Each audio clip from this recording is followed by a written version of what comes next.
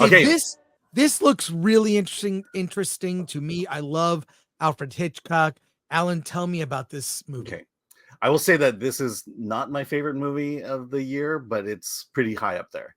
My name is Alfred Hitchcock. What you would think that this is a documentary on the life of Alfred Hitchcock, but it's not. It's something even better. It is a masterclass in filmmaking, as if it were led by Alfred Hitchcock. Wow. The movie is just nothing but clips and clips and clips of Alfred Hitchcock movies with a actor impersonating him, and lo and behold, the actor's name. But what this movie is just the idea is Alfred Hitchcock, a disembodied voice, comes back and discusses his theories of filmmaking. And the movie is broken up into chapters. One is on okay, so the first chapter is about his approach to filmmaking and what films should be. For example, when he makes a movie, he wants to draw the audience into that movie, and he shows examples of two films where his character walks through a door. And then you see a shadow of the door closing behind him. The camera follows him in. The door closes, because you see a shadow and you hear a click.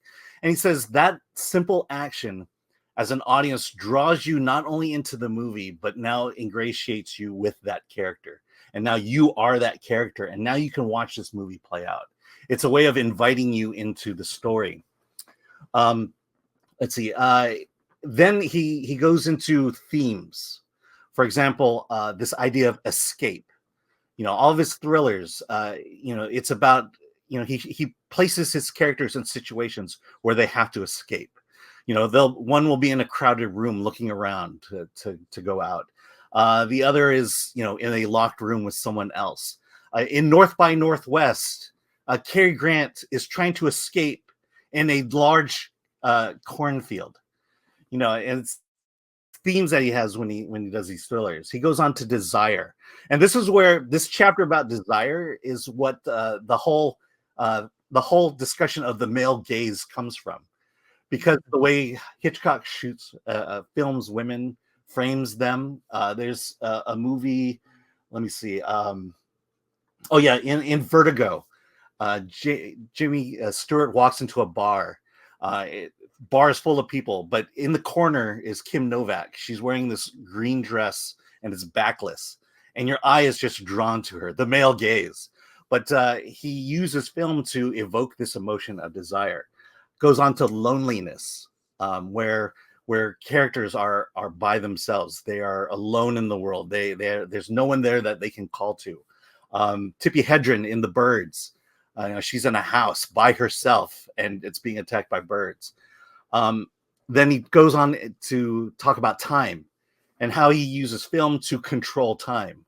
He calls it the time machine, where if your character needs to do something, needs time to speed up, well, as the director, you need to slow it down for them to build that. And he goes on to fulfillment. He goes on to height. Why a lot of his films are shot from above.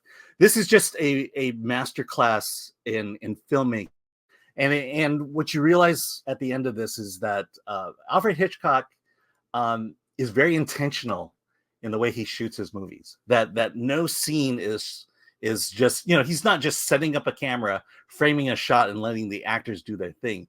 He has intention because he needs to build emotion. He needs you to feel certain things in certain ways in the story, and he uses camera and able to make it to enable him to do that.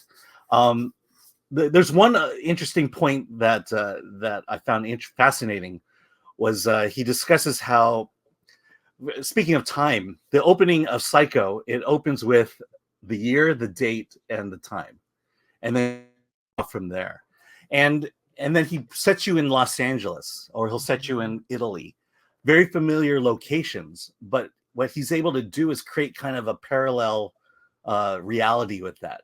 So you're in Los Angeles, yet it feels somewhat off, like a fantasy world, and that's specific to design.